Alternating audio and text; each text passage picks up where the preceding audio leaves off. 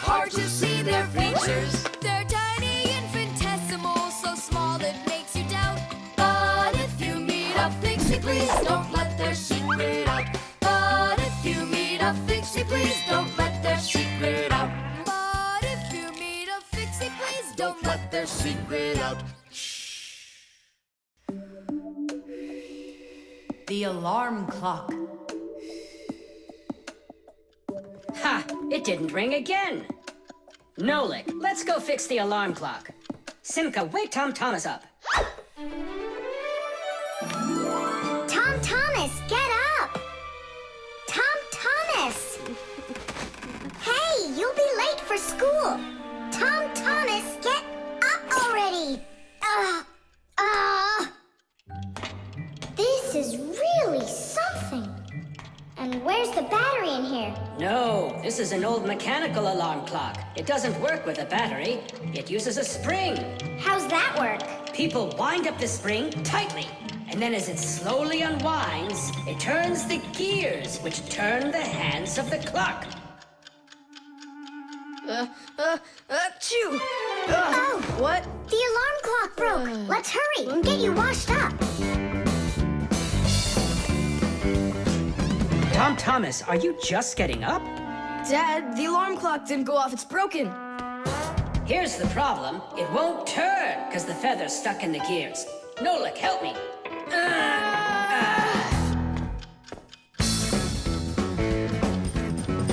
Papus, what's going on? It looks like it's an earthquake.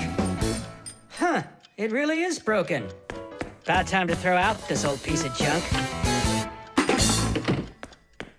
Tom Thomas, I'm off to work. Don't be late for school. I won't. Where are we? In the trash can. And what's gonna happen to us? Well, you see, Nolik. People throw out broken things without a second thought. Even appliances that can still be fixed end up in the trash all the time.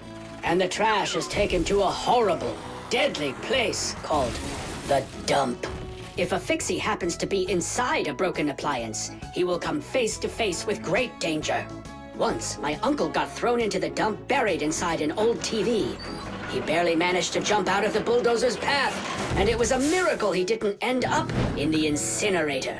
After that, he just roamed around the huge dump, trying to fix anything.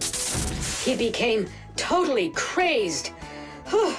Good thing the Fixie rescue squad managed to find him and bring him back home. I don't want to scare you, but we might be taken to the dump, my boy. Papus, I'm scared. Huh. Where is the alarm clock? Maybe my dad took it to get fixed. But Nolik and Papus are in there. Now just a little bit further. I don't want to go to the dump. No tears. There's only one way out of here.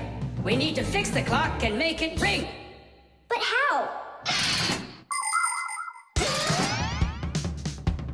Inside the clock, there is the main spring, and there's also a second spring. The second spring is held still by a brake, and so it waits. When the little hand reaches the time the alarm was set to go off, the spring jumps off the brake, and the gears are free to start turning. That makes a little hammer beat the cup of a bell very, very quickly. And that's how an alarm clock rings. So this feather is stopping the gears and not letting the hammer strike the bell. Exactly. I'll start rocking the gear back and forth, and you tug it. And 1, and 2, and 3. Tadish!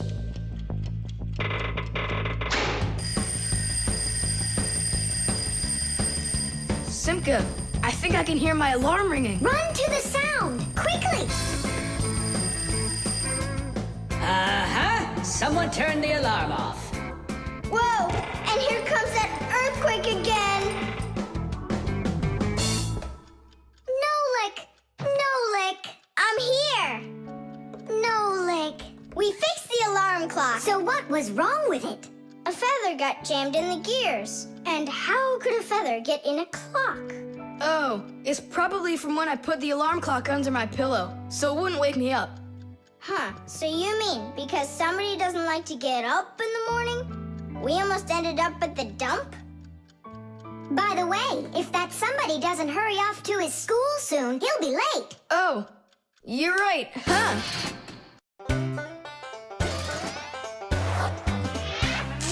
Fixies go to Fixie schools and study to be masters. There's so much they need to learn To save us from disasters. There isn't one appliance that they don't know about. But if you meet a Fixie, please don't let their secret out. But if you meet a Fixie, please don't let their secret out. But if you meet a Fixie, please don't let their secret out. The talking doll. Well then, now you know what you need to do to fix it. Professor! Professor! Our lesson is over. I'm sorry to be a bother. No problem, Professor Eugenius. Our lesson's over. I've got an urgent matter. You see? You've got yourself a talking doll. Yes, only she speaks Japanese. The problem is I've been asked to get her to talk in English. We can teach her. It's a new technology. I'm puzzled. Don't you worry. We'll figure it out, Professor. Thank you, my colleague. You're always there when I need it. What would I do without you?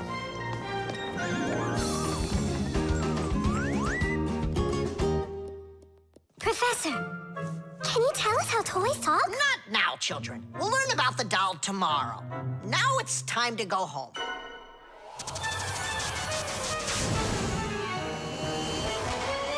I already know everything about that doll. You do? Changing her voice is so easy that anyone can do it. How? Here, come, I'll show you.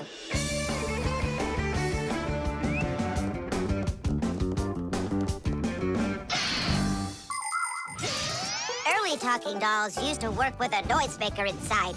When the doll was turned over, air inside the noisemaker got pushed through a squeaker at the end of it, making a noise that sounded like the word mama. Mama. Funny.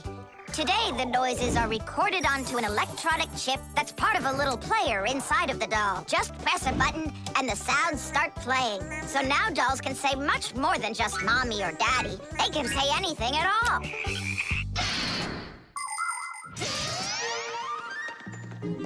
Well, here's the chip. This is where the recording of the doll's voice is. That's awesome. Can you re-record the voice on there? Well, yeah. Okay, I gotta go. See ya. Wait, Nolik, I thought of a really funny joke to pull.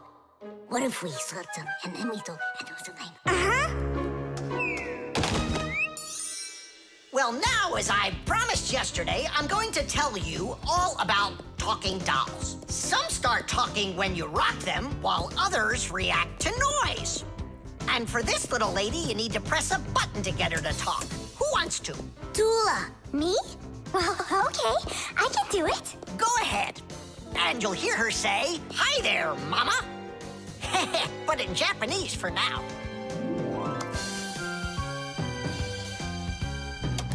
Toola! Toola? Is that Japanese for hi there? Toola! Why are you hiding a picture of Digit in the packer mat? How could she ever know that? Maybe you're in love? That doll is alive! They call that joking. I just thought of a better joke that we can play. Yeah. What? Toola, don't cry. She's not alive. She is alive. I'll tell you who did this horrible thing. It was Fire and Nolik. It's true, but now the joke will be on them. How? It's easy. All we gotta do is go. The smartest Fixie in our class is Digit. Sometimes I think that he knows everything about everything. Professor Grandpus has a lot of respect for him. Digit's always in thought whenever you see him, and he doesn't like when anyone distracts him. He just has no time for fooling around with the other boys. Digit prefers to solve problems using his brains and not his muscles. That's why he can have a tough time in gym class. But he's so sweet that it makes you want to help him. To tell you the truth, Digit isn't always great fixing things with his own hands. But no one understands technology better than he does. If something breaks, Digit can always figure out exactly what's wrong with it and the very best way to fix it.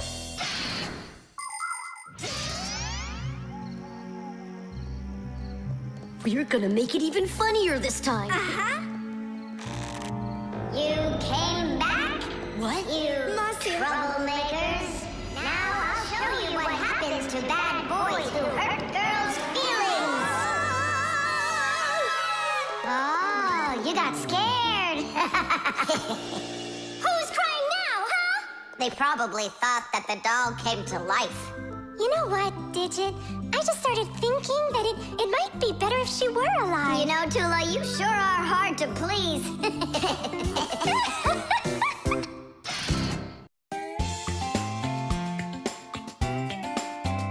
But if you meet a Fixie, please don't let their secret out. But if you meet a Fixie, please don't let their secret out.